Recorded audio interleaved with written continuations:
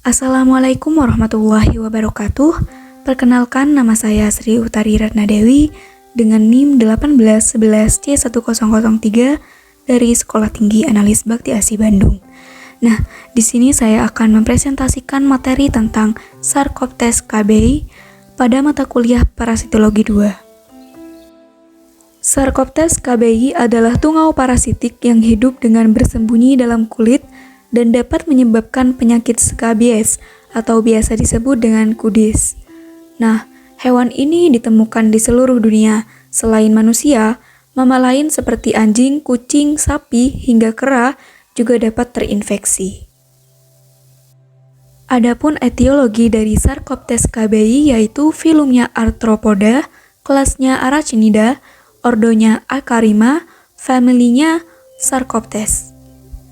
Selanjutnya morfologi dari Sarkoptes KBI, yaitu berbentuk oval, bagian perutnya rata, punggungnya cembung, berwarna putih kotor, tidak bermata, dan translusan atau tembus pandang.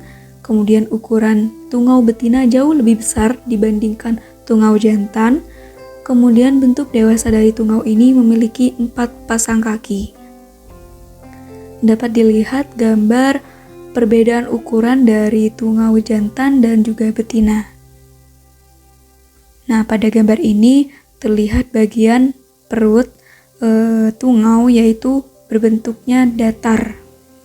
Siklus hidup dari Sarkoptes KBI. Nah, di sini mungkin teman-teman penasaran nih, kok bisa sih tungau berkembang biak di dalam kulit kita? Nah, dimulai dengan kehadiran tungau di permukaan kulit dan bisa masuk ke dalam lapisan stratum corneum dengan cara membuat terowongan. Yang pertama dimulai dengan tungau jantan dan tungau betina melakukan kopulasi atau perkawinan.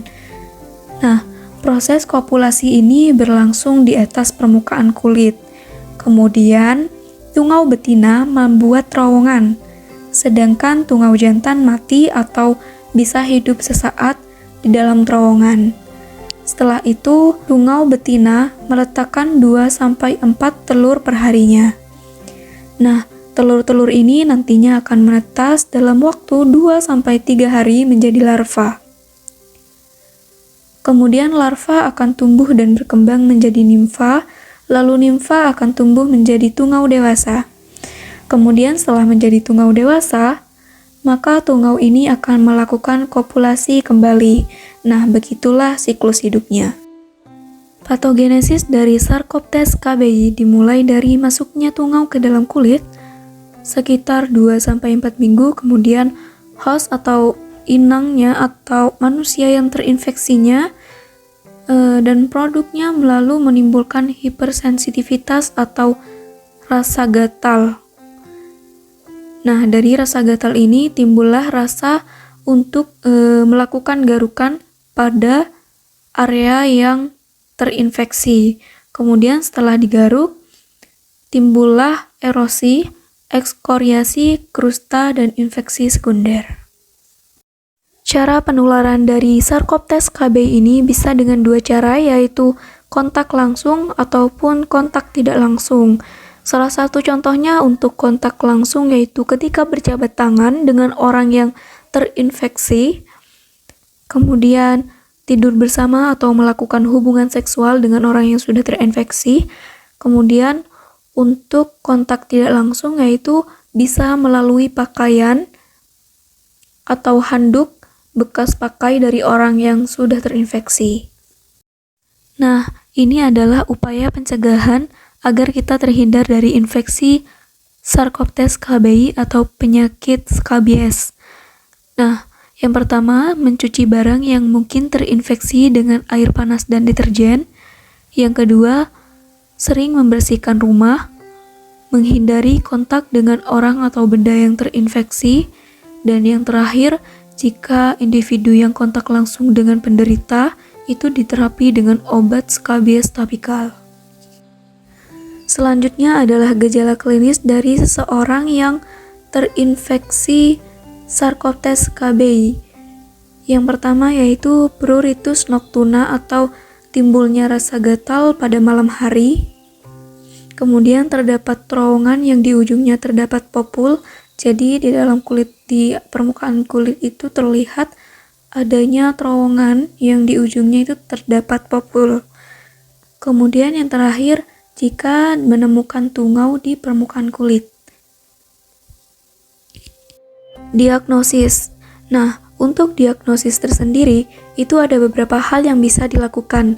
Yang pertama yaitu pemeriksaan fisik secara langsung, yaitu kita melakukan pengamatan langsung pada kulit yang teriritasi atau terinfeksi, apakah ada terowongan atau terlihat adanya tungau. Kemudian, melakukan pemeriksaan penunjang, yaitu yang pertama, pruritus nocturna. Apakah seorang itu merasakan rasa gatal pada malam hari yang dominan. Kemudian yang kedua, penyakit menyerang secara berkelompok. Nah, misalkan dalam satu rumah terdapat satu orang yang terinfeksi Sarcoptes KBI, maka satu rumah, orang-orang yang ada dalam satu rumah itu juga biasanya terinfeksi Sarcoptes KBI. Dan yang terakhir itu adalah pemeriksaan laboratorium. Nah, pada pemeriksaan laboratorium ini bisa menggunakan sampel kerokan kulit yang terinfeksi. Kemudian dibuat sediaan di atas objek gelas dengan menggunakan larutan KOH yang kemudian diamati di bawah mikroskop. Nah, kita sekarang udah punya mikroskopnya nih.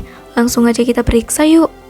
Ternyata kita menemukan tungau dewasa, menemukan telur, dan juga menemukan kotorannya. Nah, ketika tungau di dalam kulit melakukan perkembangbiakan, bertelur, membuang kotoran, membuang zat sisa sekresinya, maka tubuh akan mengalami reaksi hipersensitivitas sehingga menimbulkan rasa gatal. Nah, dari rasa gatal itu, kemudian dilakukan garukan, maka kulit akan luka sehingga terjadi infeksi. Setelah terjadi infeksi, maka akan berkelanjutan dengan adanya infeksi sekunder. Nah, teman-teman bisa lihat nih, ini adalah contoh pada penderita skabies. Nah, teman-teman jangan lupa jaga kesehatan dan kebersihan ya. Sekian dari saya, kurang lebihnya mohon maaf. Wassalamualaikum warahmatullahi wabarakatuh.